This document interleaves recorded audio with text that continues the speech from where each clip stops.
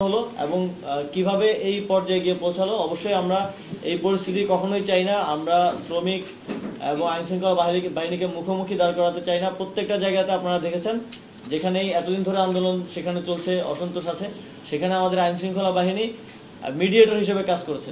মালিকদের সাথে কথা বলে কিভাবে আসলে বেতনটা আদায় করে দেওয়া যায় বা সেই মিডিয়েটর হিসেবে আসলে কাজ করেছে। এখন আর্মিও আছে, তারাও সেই কাজটা করার চেষ্টা করছে। এবং আমরা বলে রাখতে চাই 24 তারিখ শ্রমিক মালিকের যৌথ বিবৃতিতে যেটা আমরা বলেছিলাম, মালিকরাও সম্মত হয়েছিল যে স্যালারি যদি না দেওয়া হয় আমরা মালিকদের বিরুদ্ধে ব্যবস্থা নিব। এবং এই বিষয়ে আজকে আলোচনা হয়েছে, সিদ্ধান্ত হয়েছে যেসব কোম্পানির মালিকরা স্যালারি দিচ্ছেন না, দীর্ঘদিন ধরে আটকে রেখেছেন, সেই মালিকদের বিরুদ্ধেও আইনানুগ ব্যবস্থা নেওয়া হবে। আজকেও দুই তিনটা কারখানায় স্যালারি করার কারণে, বকেয়া বেতনের কারণে শ্রমিকরা সেখানে বাইপাইলে অবরোধ করেছে, আমরা জানতে পেরেছি। আমরা সেই কারখানার মালিকদেরকে খুঁজছি, কিন্তু দুঃখজনক হচ্ছে তারা পলাতক অবস্থায় আছে। তাদের অধিকাংশের হচ্ছে ব্যাংকেও প্রচুর পরিমাণে ঋণ আছে, তো তাদেরকে আমরা খুঁজে পাচ্ছি না। খোঁজার চেষ্টা করছে আইন শৃঙ্খলা বাহিনী। আমরা দ্রুতই তাদেরকে আইনের আওতায় এনে জবাবদিহিতার আওতায় অবশ্যই আনবো যে কেন তারা বেতনটা বকেয়া রাখছে, যেটার কারণে আসলে একটা অসন্তোষের পরিস্থিতি তৈরি হচ্ছে। আমরা দেখেছি গুলি করে মানুষ মারা সেই একই কায়দার পুনরাবৃত্তি এখনো চলতেছে। গুণগত পার্থক্যটা কি? না দেখেন, গুলিটা আমি তখনই বললাম, এবং আপনারাও যারা ফিল্ডে তখন ছিলেন, আপনাদের সহকর্মীরা, আপনারা হয়তো জানতে পারবেন, গুলিটা এসেছিল শ্রমিকদের ভেতরে অনুপ্রবেশ করা কারো পক্ষ থেকে, এবং ইতিমধ্যেই তাদেরকে শনাক্ত করা হয়েছে এবং তাদেরকেও আইনের আওতায় আনার ব্যবস্থা নেওয়া হচ্ছে।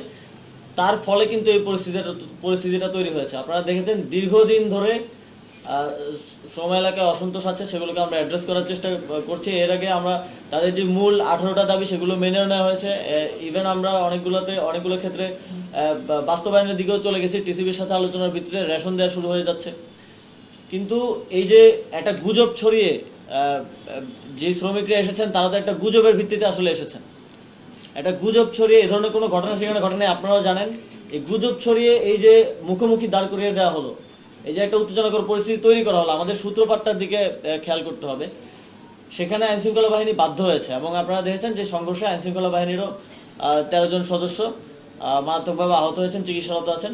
এবং শ্রমিকদের মধ্যে যারা আহত এবং চিকিৎসারত আছেন, তাদের চিকিৎসারও আমরা দায়িত্ব নিয়েছি। এবং যিনি নিহত হয়েছেন, আমাদের সেই সমবেদনা আছে, এবং আমরা সরকারের পক্ষ থেকে ক্ষতিপূরণের ব্যবস্থা করছি। হ্যাঁ, অলরেডি গুজবটা যারা ছড়িয়েছে এবং শ্রমিকদের ভেতর অনুপ্রবেশ করে যারা গুলি করেছে তাদেরকে আইডেন্টিফাই করা হচ্ছে, কিছু আইডেন্টিফাই করা হয়েছে, তাদেরকে আমরা আইনের আওতায় নিয়ে আসবো। আপনারা জানেন ইতিমধ্যেই যৌথ বাহিনীর ইয়েতে অনেকে অ্যারেস্ট করা হয়েছে যারা ইনস্টিগেট করছে এবং বিভিন্ন জায়গায় জোট ব্যবসাকে কেন্দ্র করে যেই অস্থিতিশীলতা চলছিল সেটাও মোটামুটি কন্ট্রোলে চলে এসেছে। সেখানে যারা এগুলো করছিল অনেককে অ্যারেস্ট করা হয়েছে, আপনারা দেখেছেন। এবং এখনও যারা এই শ্রম অঞ্চলের সাথে সম্পৃক্ত না কিন্তু বাইরে থেকে উস্কে দেওয়ার চেষ্টা করছে, তাদেরকে আরও শনাক্ত করা হচ্ছে এবং তাদের বিষয়ে আইনশৃঙ্খলা বাহিনী কাজ করছে। যাদেরকে ভার্বালি আসলে বলতে হয় ভার্বালি বলা হচ্ছে, যাদেরকে আইনের আওতায় আনতে হয় আইনের আওতায় আনার কাজ চলছে।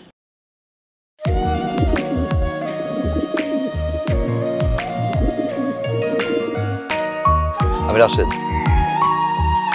আমি সুফিয়া। আপনার পোষা কবুতর, আপনার মায়া এখনো ছাড়তে পারেনি, এই জন্য উড়ে চলে আসছে। মায়া হচ্ছে ম্যাজিকের মতো, একবার মায়া বললে সহজে ভোলা যায় না। তুমি কি পাগল? আমি পাগল তো। সুফিয়া,